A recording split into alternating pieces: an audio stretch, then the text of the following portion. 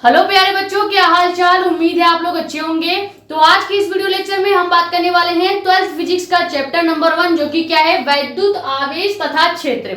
इस चैप्टर का आज हम डिस्कस करने वाले हैं लेक्चर नंबर 10, जिसमें डिटेल में समझेंगे कि गॉस प्रमेय के अनुप्रयोग से कौन कौन से ऐसे डेरिवेशन है जो बोर्ड एग्जाम में पूछे जाते हैं। इसके पहले हमने आपको लेक्चर नंबर 9 में गॉस प्रमेय डिटेल में समझा दिया है। तो अगर ये डेरिवेशन गॉस प्रमेय के अनुप्रयोग से आपसे पूछा जा रहा है तो इसके लिए पहले आपको गॉस प्रमेय आना चाहिए, यानी गॉस थ्योरम जिस बच्चे को आएगा उस बच्चे के लिए ये डेरिवेशन समझना आसान हो जाएगा। सबसे पहले जाके आप लेक्चर नंबर 9 देख लीजिए, जिसमें हमने डिटेल में गॉस प्रमेय को समझा रखा है। प्लेलिस्ट में आपको देखने को मिल जाएगा। प्लेलिस्ट का नाम क्या है, क्लास 12 फिजिक्स 2027 के नाम से नई प्लेलिस्ट हमने बना दी है। फिजिक्स से रिलेटेड जितने भी वीडियोस अभी तक आ चुके हैं, कुल 9 लेक्चर्स हमने आपको दे दिए हैं। वो 9 लेक्चर्स आपको प्लेलिस्ट में देखने को मिल जाएगा। ये डेरिवेशन समझने के लिए फिर से बता दे रहे हैं, गॉस प्रमेय आना जरूरी है, क्योंकि सीधे कहा गया है कि गॉस प्रमेय के अनुप्रयोग से, यानी गॉस प्रमेय का जो पूरा डेरिवेशन है उस डेरिवेशन के यूज से ही आपको ये वाले डेरिवेशंस करने हैं। और आपको बता दें, बोर्ड एग्जाम में गॉस प्रमेय के अनुप्रयोग से 2 डेरिवेशन पूछे जाते हैं और डायरेक्ट 5 नंबर में यानी बड़े डेरिवेशंस में पूछे जाएंगे। तो पहला डेरिवेशन आज की वीडियो में देखेंगे और इसके बाद एक आखिरी डेरिवेशन आपका बच जाएगा और उसके बाद चैप्टर नंबर 1 11 लेक्चर में हमने आपको कंप्लीट करा दिया होगा। ठीक है, तो डेरिवेशन का नाम क्या है, डेरिवेशन का नाम है कि अनंत लंबाई के एक समान आवेशित तार के कारण वैद्युत क्षेत्र की तीव्रता E का मान निकालना है। लेकिन इसमें आपको कहा गया है कि आपको गॉस प्रमेय का यूज कर ही ये डेरिवेशन करना है। इसीलिए हमने बोला कि पहले गॉस प्रमेय सीख लीजिए, क्योंकि उसके डेरिवेशंस में जितने फॉर्मूले यूज हुए हैं या उसका पूरा डेरिवेशन ही आज के इस डेरिवेशन में काम आएगा। प्रॉपर वही डेरिवेशन है, बस थोड़ा बहुत आपको चेंज करना पड़ेगा। ठीक है, सबसे पहले हम क्या करेंगे, डायग्राम बनाएंगे। यहाँ पे एक डिफिनीशन लिखा हुआ है रेखीय आवेश घनत्व का, अभी इस पे फोकस नहीं करना है, चूंकि ये डेरिवेशन में काम आने वाला है इसीलिए हमने इसका डिफिनीशन लिख दिया है। और आपको बता दें, रेखीय आवेश घनत्व ये जो डिफिनीशन लिखा गया है ये भी बोर्ड एग्जाम में डायरेक्ट पूछे जाते हैं। 1 नंबर में या 2 नंबर में, यहाँ पे लिखा हुआ है 1 नंबर या 2 नंबर में ये डिफिनीशन भी पूछा जाता है। तो क्या करेंगे, जब हमको कहा गया है कि एक आपको अनंत लंबाई के एक समान आवेशित तार के कारण वैद्युत क्षेत्र की तीव्रता ज्ञात करनी है। टॉपिक को स्टार्ट करते हैं, लेकिन उससे पहले अगर आप चैनल पर नए हो तो चैनल को सब्सक्राइब कर दो, ताकि ऐसी ही इंफॉर्मेटिव और इंपॉर्टेंट वीडियोस आपके पास आती रहे। ज्यादा से ज्यादा वीडियो कर दो शेयर, ताकि और भी लोग जुड़ जाएं। बाकी अपने कमेंट्स आउट हमने आपको बता रखा है, आप यूट्यूब पे भी पूछ सकते हो या हमारा इंस्टाग्राम आईडी भी है मेडिको स्पेलिंग साक्षी मिश्रा के नाम से, वहां पे भी अपने डाउट्स पूछ सकते हैं। ठीक है, सबसे पहले हम क्या मानेंगे कि एक समान आवेशित तार मान लेते हैं या कोई एक चालक तार मान लेते हैं। तो ये हमने क्या माना, ये हमने मान लिया एक छोटा सा प्यारा सा आवेशित तार। ठीक है, एक छोटा सा प्यारा सा आवेशित तार हमने मान लिया है। थोड़ा सा इसको बनाने में ये हो गया है, ठीक, ये हो गया एक आवेशित तार। इसको हम मान लेते हैं कि ये जो आवेशित तार दिया गया है ये L लंबाई का है। तो इस तार की लंबाई कितनी मान लेते हैं, तार की लंबाई को हम मान लेते हैं, टोटल लंबाई तार की कितनी है, L लंबाई का तार दिया गया है। ठीक है, अब इस L लंबाई की तार पे, पूरे तार पे आवेश क्या हुआ है, पूरी तरह से फैला हुआ है, यानी इस पूरे तार पे चार्ज फैला हुआ है। क्लियर। उसके बाद मान लेते हैं कि ये जो तार है, ये जो हमने L लंबाई का एक समान आवेशित तार लिया है, इस तार से R दूरी पर, इस तार से R दूरी पर कोई एक बिंदु क्या है, P है, कोई एक बिंदु क्या है, P है। और इसी P बिंदु पर या P पॉइंट पर वैद्युत क्षेत्र की तीव्रता E का मान हमको क्या करना है, E का मान ज्ञात करना है। अब मान लेते हैं कि ये जो R दूरी हमने लिया है और R दूरी से बिंदु P माना है, इस R दूरी को ही अगर हम त्रिज्या मान लें, अगर हम इस आर दूरी को इस तार के लिए त्रिज्या मान लें तो क्या हम इस त्रिज्या से एक गॉसियन पृष्ठ की कल्पना कर सकते हैं? बिल्कुल कर सकते हैं। तो हम मान लेते हैं कि ये जो आर दी गई है, अब ये आर दूरी का काम न करके त्रिज्या का काम कर रही है इस चालक तार के लिए। तब क्या होगा, जब ये आर इस चालक तार के लिए त्रिज्या का काम करेगा तो हम इसी आर से एक गॉसियन पृष्ठ की कल्पना करेंगे। लेकिन अब आपका ये सवाल होना चाहिए कि गॉसियन पृष्ठ गोला होता है, लेकिन यहाँ पे हम कौन से गॉसियन पृष्ठ की कल्पना करेंगे? हम कल्पना करेंगे एक सिलेंड्रिकल गॉसियन पृष्ठ, यानी कि बेलनाकार गॉसियन पृष्ठ। ठीक है, तो यहां से हम एक बेलनाकार आकार बनाएंगे। ठीक है, यहां से क्या करेंगे, एक बेलनाकार आकार बना लेते हैं। जितना याद रखिएगा, जितना आर दूरी आपने तार के इधर माना है उतनी ही आर दूरी इधर भी होनी चाहिए। ठीक है, तो ये हमने क्या किया, एक सिलेंड्रिकल गॉसियन पृष्ठ हम बना लेंगे। थोड़ा सा इसको सीधा बनाइएगा। आप अपने कॉपी में जब बनाइएगा तो स्केल से बना लीजिएगा। ठीक है, यहाँ पे हम इसको इस तरह से सिलेंड्रिकल गॉसियन पृष्ठ मान लेते हैं। इतना अच्छा नहीं बना है क्योंकि बोर्ड पे बनाया गया है, लेकिन अगर आप अपने नोटबुक में बनाइएगा तो अच्छे से बना लीजिएगा। तो ये क्या हो गया, ये क्या है, बेलनाकार गॉसियन पृष्ठ है। और वो भी कैसा है, काल्पनिक। ऐसा हमने माना है, ऐसा हमने इमेजिन किया है कि एक काल्पनिक बेलनाकार गॉसियन पृष्ठ है। तो अगर आप लिखना चाहें तो क्या लिख सकते हैं, अभी थोड़ा सा इसमें बाकी है डायग्राम, वो भी कंप्लीट कर लेते हैं।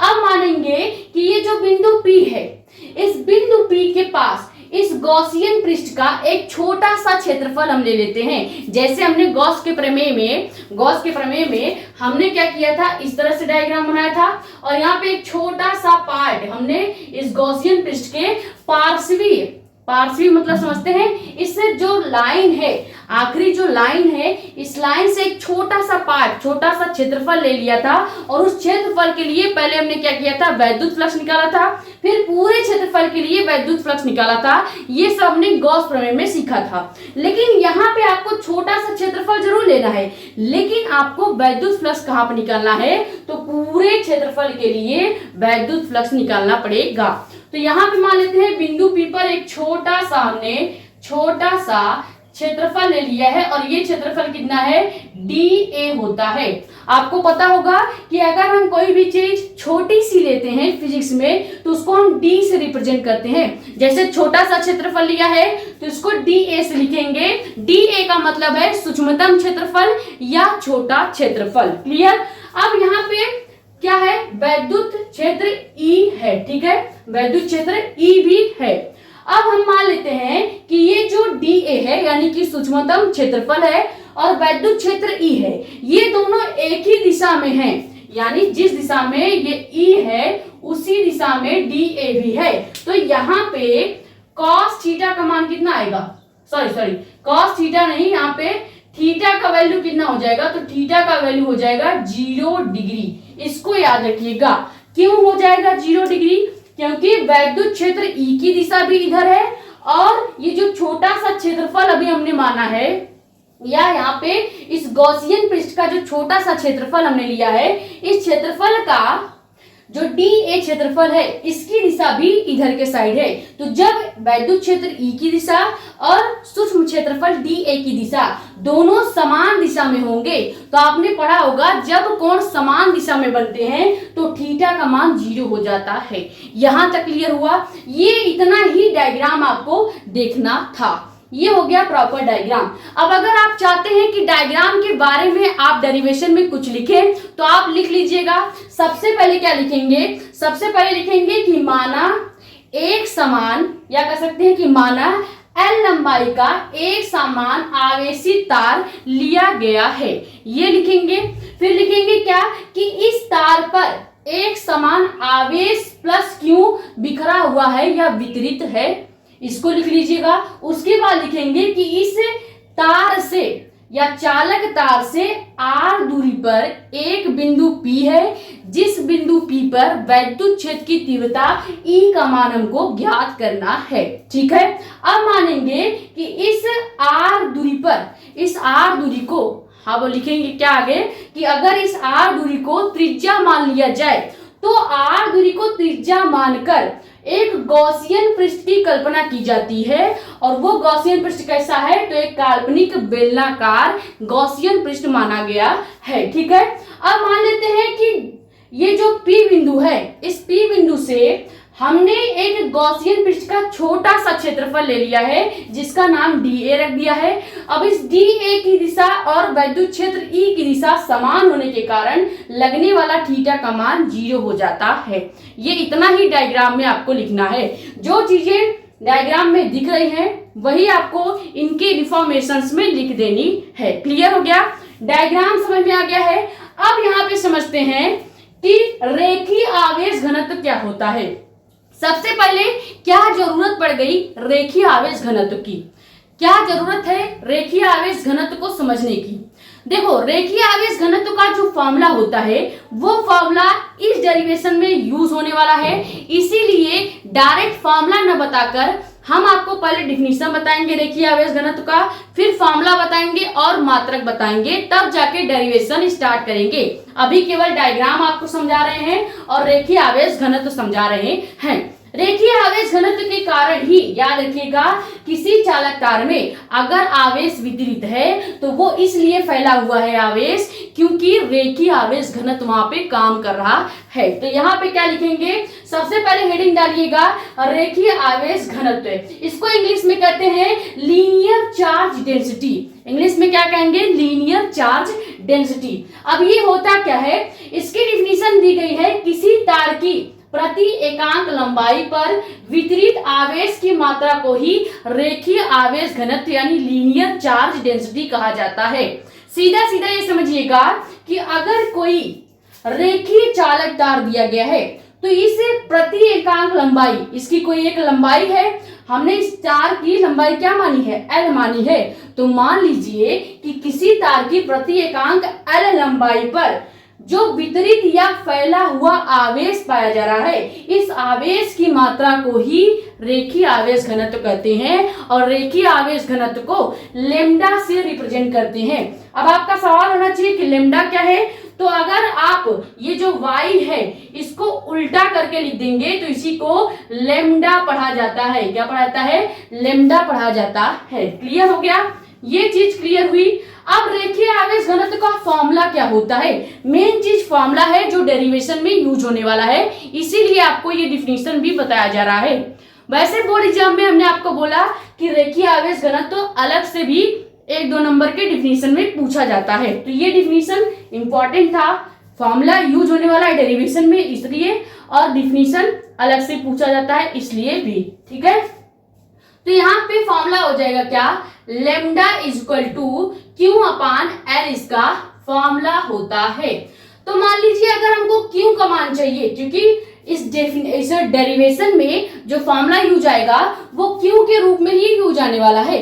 तो ये तो हो गया रेखीय आवेश घनत्व का formula, lambda is equal to आवेश क्यू अपान लंबाई एल, यानी प्रति एकांक लंबाई एल और उसपे फैला आवेश की जो टोटल मात्रा है उन दोनों के अनुपात को ही रेखीय आवेश घनत्व कहते हैं। ये भी डिफिनीशन आप लिख सकते हैं। ठीक है, तो यहां से हम निकाल लेते हैं Q का मान। अगर हम Q का मान निकालेंगे तो क्या हो जाएगा, यहां से Q का मान आएगा लेम्डा इंटू एल।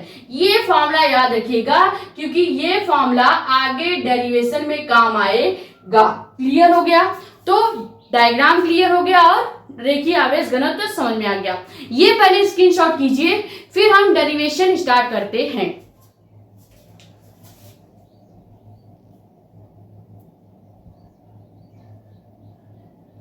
तो अब डेरिवेशन में सबसे पहले आप क्या लिखेंगे कि माना तार से r दूरी पर यानी कि ये जो तार है, इस तार से r दूरी पर कोई बिंदु P दिया गया है और इसी P बिंदु पर वैद्युत क्षेत्र की तीव्रता E का मान हमको कैलकुलेट करना है। ठीक है, ये पहला स्टेप डेरिवेशन में आपको लिखना है, लेकिन हमें सबसे पहले निकालना पड़ेगा इस पूरे बेलनाकार गॉसियन पृष्ठ का क्षेत्रफल से निकलने वाले वैद्युत फ्लक्स फाई ई का मान। क्लियर हो गया?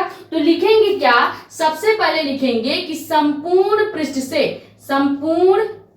से निकलने वाले वैद्युत फ्लक्स का मान। ठीक है, यानी संपूर्ण पृष्ठ से निकलने वाला वैद्युत फ्लक्स ये निकालेंगे, और वैद्युत फ्लक्स को फाई ई से रिप्रेजेंट किया जाता है, तो हम इसको कैलकुलेट करते हैं। अब बात हो रही है संपूर्ण पृष्ठ की। हमने आपको गॉस प्रमेय के डेरिवेशन में बताया था कि जब ये संपूर्ण पृष्ठ की बात की जाती है तो यूज किया जाता है समाकलन का।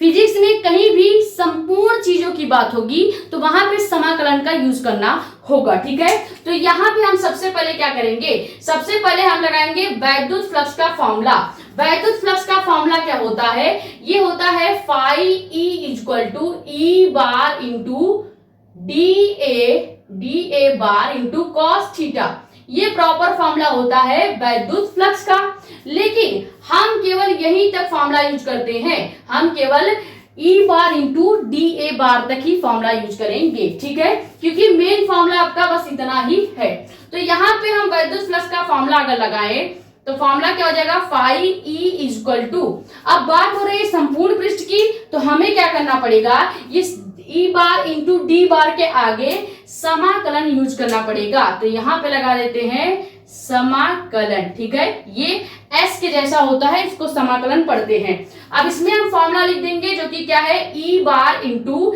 डी ए बार। यहां तक समझ में आ गया? अब आपको बताया गया था गॉस प्रमेय का पूरा डेरिवेशन वही चल रहा है। हमने वहां पे आपको बताया था कि जब दो अदिश राशियों का गुणा होता है, जैसे ई बार और डी ए बार, ये दोनों अदिश राशि हैं, जब दो अदिश राशियों का गुणा होगा तो इनके ऊपर ये जो बार लगे हुए हैं इसको हटाकर कॉस थीटा पीछे ऐड कर दिया जाएगा। यानी यहाँ पे एक फॉर्मूला यूज होगा। फॉर्मूला क्या है, अगर ई बार इंटू डी ए बार है तो इसका फॉर्मूला क्या बन जाता है, फॉर्मूला बन जाएगा ई इंटू डी ए इंटू कॉस थीटा। ठीक है, ये फॉर्मूला हम यूज करेंगे कहाँ पे, यहाँ पे। तो अगर इन सबके जगह पे ये मान रख दे तो क्या हो जाएगा, तो यहाँ पे आपका फॉर्मूला बन के आ जाएगा क्या, फाई ई वैसे ही रहेगा। ठीक है, बराबर समाकलन भी आपका सेम वैसे ही रहेगा, समाकलन के साथ कोई आपको छेड़छाड़ नहीं करना। अब आप क्या करेंगे, ये जो ई बार इंटू डी ए बार है इसका गुणा करने पर, याद रखिएगा, इसका गुणा करने पर हम लिखते हैं केवल E D A into cos theta, यानी ये बार का जो निशान है इसको हटा देंगे और इसके साथ कॉस थीटा को जोड़ देंगे या गुणा कर देंगे। ठीक है, तो यहाँ पे ई इंटू डी ए इंटू कॉस थीटा हो जाएगा। यहां तक क्लियर हुआ कि नहीं? हमने केवल एक अदिश गुणनफल का फॉर्मूला लगाया है। जब दो अदिशों का गुणन होता है और वो बार में लिखे गए हैं तो उनके बार का निशान हटा के कॉस थीटा से गुणा कर देते हैं। यहां तक क्लियर हुआ? अब हमने आपको डायग्राम में बता रखा है कि जब वैद्युत क्षेत्र E और सूक्ष्म क्षेत्रफल dA दोनों की दिशा सेम है तो थीटा का मान क्या हो जाएगा, 0 हो जाएगा। तो यहाँ पे जो कॉस थीटा है हम इसको क्या मान सकते हैं, हम मान सकते हैं कि डायग्राम में थीटा का मान कितना दिया गया है, 0 डिग्री दिया है। तो अगर हम कॉस थीटा में जो थीटा है उसका मान 0 मान ले, यानी कॉस 0 डिग्री यहाँ पे रख दें तो क्या होगा।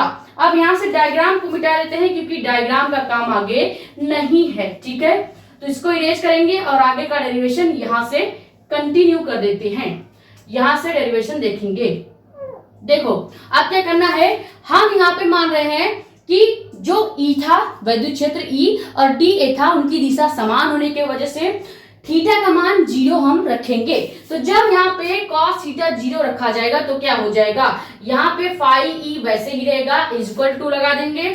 उसके बाद समाकलन अभी आपका पूरा वैसे ही रहेगा, इसमें कोई चेंज नहीं होने वाला है। अब यहाँ पे क्या करेंगे, ये E वैसे रहेगा और यहां से जो DA है इसको भी ऐसे रहने देंगे। cos थीटा की जगह पे अब हम लिखेंगे cos 0 डिग्री। ये क्लियर हुआ या नहीं, बस इतना सा चेंज करना है। यहाँ पे cos थीटा था, यहाँ पे cos 0 डिग्री लिख देंगे।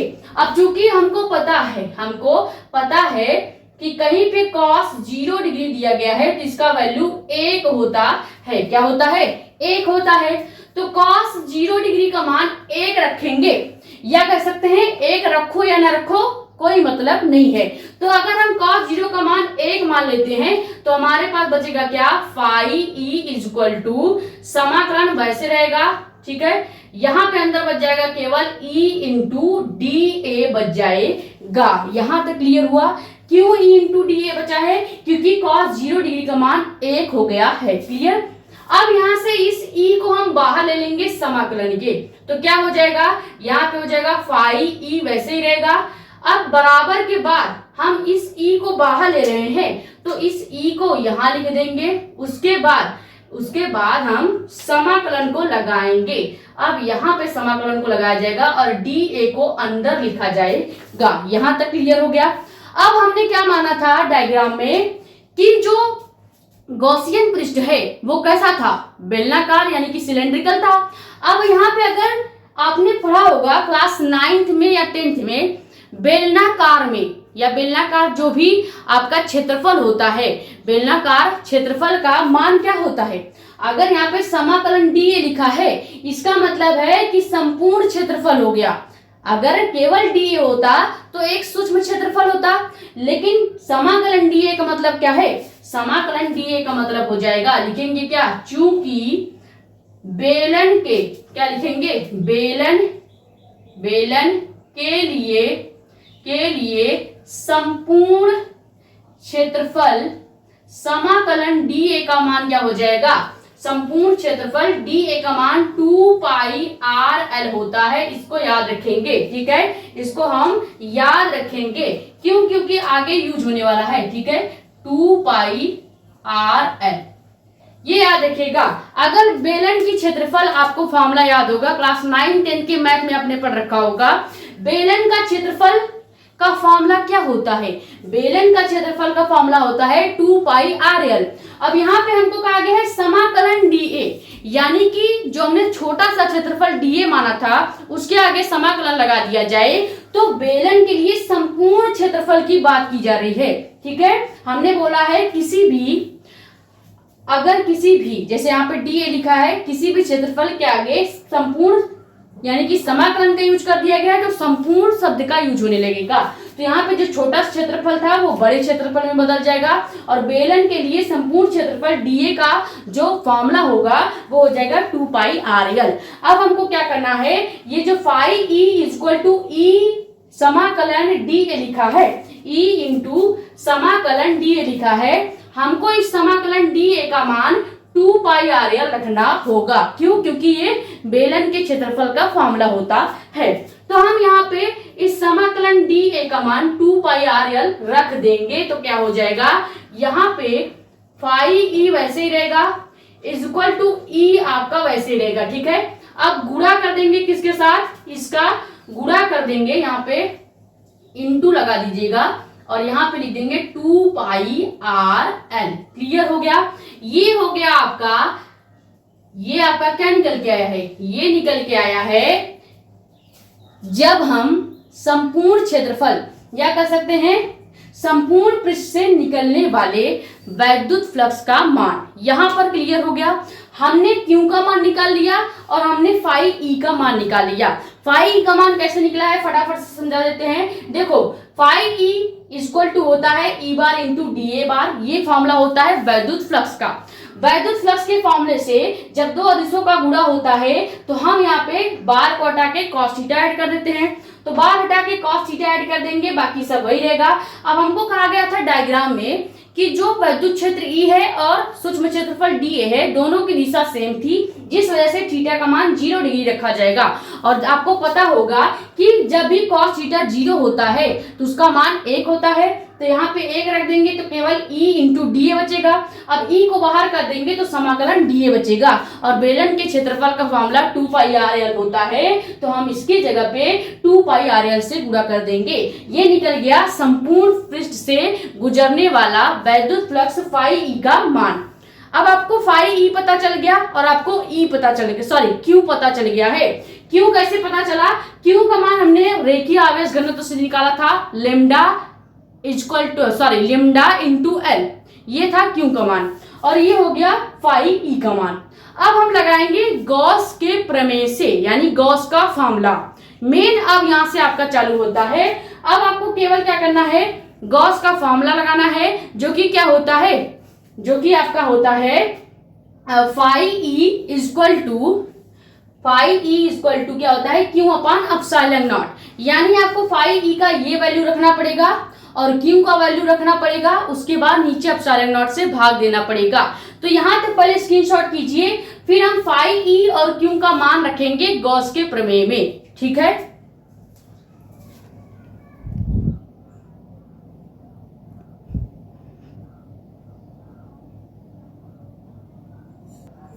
तो दो फॉर्मूले हमने निकाले, एक निकाला फाई ई का मान और एक निकाला है क्यू का मान। अब हम क्या लिखेंगे, गॉस के प्रमेय से। अब हमको लगाना पड़ेगा गॉस के प्रमेय का फॉर्मूला, ठीक है। तो लिखेंगे क्या, गॉस के प्रमेय से यानी गॉस के प्रमेय का जो फॉर्मूला आया था उस फॉर्मूले में हम फाई ई और क्यू का मान रख देंगे, तो हमारा मेन जो फॉर्मूला निकालना था, मेन जो डेरिवेशन है वो कंप्लीट हो जाएगा। तो गॉस प्रमेय का फॉर्मूला क्या होता है, ये होता है phi E equal to Q upon epsilon naught. ये फॉर्मूला हमने आपको डिराइव करके बताया था पूरा गॉस प्रमेय के जो आपका वीडियो है, वीडियो लेक्चर 9, उसमें हमने ये फॉर्मूला कैसे आया है इसको डिराइव करके बताया है। अब लिखेंगे क्या, लिखेंगे कि गॉस प्रमेय के सूत्र में फाई ई व क्यू का मान रखने पर, ठीक है, रखने पर अगर हम इस फॉर्मूले में फाई ई और क्यू का मान रख दे तो क्या हो जाएगा, मान रखते हैं। फाई ई का मान दिया क्या है, फाई ई का मान दिया है ई इंटू 2 पाई आर एल, ये हो गया फाई ई का मान। फिर हम लगाएंगे इक्वल टू और लिखेंगे क्यू का मान। क्यू का मान कितना है, लेमडा इंटू एल। ये कहां से आया, रेखीय आवेश घनत्व का फॉर्मूला होता है lambda equal to Q upon L. यहां से क्यू का मान निकालेंगे तो ये आपका मान निकल के आ जाएगा, ठीक है। तो यहाँ पे लिख देंगे lambda into L upon epsilon not. अब हम क्या करेंगे, जो चीजें कटेंगी उसको काट देंगे। जैसे यहां से देखो, एल से एल कैंसिल आउट हो जाएगा, इस 2 पाई आर एल का एल जो है इस एल से कैंसिल आउट हो जाएगा। तो बचेगा क्या, हमारे पास बच जाएगा केवल ई इंटू, यहाँ पे बच जाएगा ई इंटू 2 पाई आर बच गया, और यहाँ पे बच गया लेमडा अपान एप्सिलॉन नॉट। यहां तक क्लियर हुआ, यहां तक क्लियर हो गया। अब इसी को अगर हम थोड़ा सा अच्छे से असेंबल करके लिखें तो क्या हम इसको लिख सकते हैं, क्या हम इस वाले फॉर्मूले को लिख सकते हैं, E इक्वल टू 1 अपान, यहाँ पे 2 पाई वैसे ही रहेगा, और ये जो R है इस R को हम एप्सिलॉन नॉट के पास भेज देते हैं और इस एप्सिलॉन नॉट को R के पास भेज देंगे, तो क्या हो जाएगा 1 अपान 2 पाई एप्सिलॉन नॉट एक तरफ हो गया, और लेमडा अपान जो R है वो इधर हो जाएगा। क्लियर, ये हो गया आपका मेन फॉर्मूला, ठीक है। ये फॉर्मूला याद रखिएगा। हमको क्या करना था, हमको निकालना था अनंत लंबाई के एक समान आवेशित तार के कारण वैद्युत क्षेत्र E का मान। तो वैद्युत क्षेत्र E का जो मेन फॉर्मूला आया है वो क्या आया है, E equal to 1 upon 2 pi epsilon naught lambda upon R। इसको याद रखिएगा। क्लियर हो गया। अगर आप जानना चाहते हैं कि यहाँ पे लेमडा क्या है, तो लेमडा है रेखीय आवेश घनत्व, ये लिख लीजिएगा। आर यहाँ पे क्या है, तो आर दूरी होगी, या यहाँ पे त्रिज्या भी हो सकता है, ठीक है। पाई आर एक वैल्यू रख सकते हैं, और एप्सिलॉन नॉट निर्वात की वैद्युतशीलता होती है। ई आपका क्या है, तो वैद्युत क्षेत्र की तीव्रता है, वो भी किसके लिए, तो अनंत लंबाई के एक समान आवेशित तार के कारण, ठीक है। अब इसी फार्मूले को एक तरह से और लिखा जाता है, ये फार्मूला तो आपको याद करना ही है, न्यूमेरिकल्स में काम आएगा, ठीक है। अब इसी फार्मूले को हम चाहें तो एक तरह से और लिख सकते हैं, जैसे लिख सकते हैं E = 1/4 पाई एप्सिलॉन नॉट, और यहाँ पे हम 2 से गुणा कर दे लेमडा में, और बाकी सब वही सेम रहेगा। तो ये फार्मूला भी क्या हो जाएगा, ये फार्मूला भी आपके यूज में आ सकता है। कभी कभी डेरिवेशंस में लेमडा का मान दुगुना दिया होता है, या लेमडा का मान दुगुना लिखना होता है और 4 पाई का यूज करना पड़ता है, तो ये फार्मूला भी यूज आने वाला है। हमसे पूछा था क्या, हमसे बोला था कि गॉस प्रमेय का यूज करके आपको क्या करना है, एक समान या अनंत लंबाई के एक समान आवेशित तार के कारण लगने वाले वैद्युत क्षेत्र की तीव्रता का मान निकालना है। तो हमने गॉस प्रमेय का अनुप्रयोग करके, यहाँ पे देखो गॉस प्रमेय का जो फॉर्मूला है उसका यूज करके क्या कर दिया है, वैद्युत क्षेत्र की तीव्रता E का जो फॉर्मूला था उसका डेरिवेशन कर दिया है। तो ये वाला फॉर्मूला भी याद रखना है, ये मेन फॉर्मूला है 1/2 पाई epsilon naught lambda upon R। उसके बाद सेकंड फॉर्मूला इसी को ऐसे भी लिखा जा सकता है, E = 1/4 पाई एप्सिलॉन नॉट, और यहाँ पे लेमडा के साथ 2 से गुणा कर देंगे तो वही फॉर्मूला है, बस लिखने का अलग तरीका है। अगर ये 2 हटा दीजिए और यहाँ पे 4 हटा देंगे और इस 2 का यहाँ पे गुणा कर देंगे तो देखेंगे फिर से वही फॉर्मूला बन जाएगा। क्लियर। यहाँ पे बता देते हैं कि लेमडा जो है, लिख लीजिए, लेमडा जो है रेखीय आवेश घनत्व इसको बोला जाता है।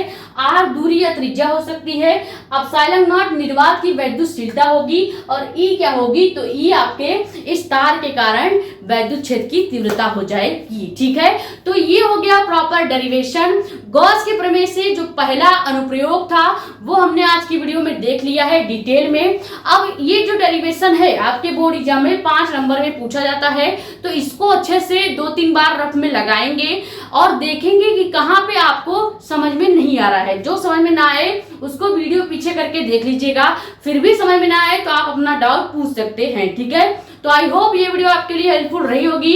वीडियो पसंद आई है तो वीडियो को लाइक कर दें, नए हो तो चैनल को सब्सक्राइब कर दो ताकि ऐसी ही इंफॉर्मेटिव और इंपॉर्टेंट वीडियोस आपके पास आती रहे। ज्यादा से ज्यादा वीडियो कर दे शेयर ताकि और भी लोग जुड़ जाएं। बाकी अपने कमेंट्स डाउट यूट्यूब पे भी पूछ सकते हो, या हमारा इंस्टाग्राम आईडी भी है मेडिको एस्पिरेंट साक्षी मिश्रा के नाम से, वहां पे भी अपने डाउट्स पूछ सकते हैं, ठीक है। कल की वीडियो लेक्चर में हम बात करने वाले हैं केमिस्ट्री, और केमिस्ट्री में हम देखेंगे लेक्चर नंबर 6, जिसमें डिटेल में समझने वाले हैं क्लोरोबेंजीन की प्रयोगशाला विधि क्या है, उसके बनाने का या कह सकते हैं रिएक्शन इसमें क्या होती है, फिर उसके भौतिक गुण वगैरह ये सब देखेंगे, ठीक है। ये स्क्रीनशॉट कर लीजिए। मिलते हैं कल की वीडियो लेक्चर में जिसमें हम केमिस्ट्री समझने वाले हैं। Thank you so much.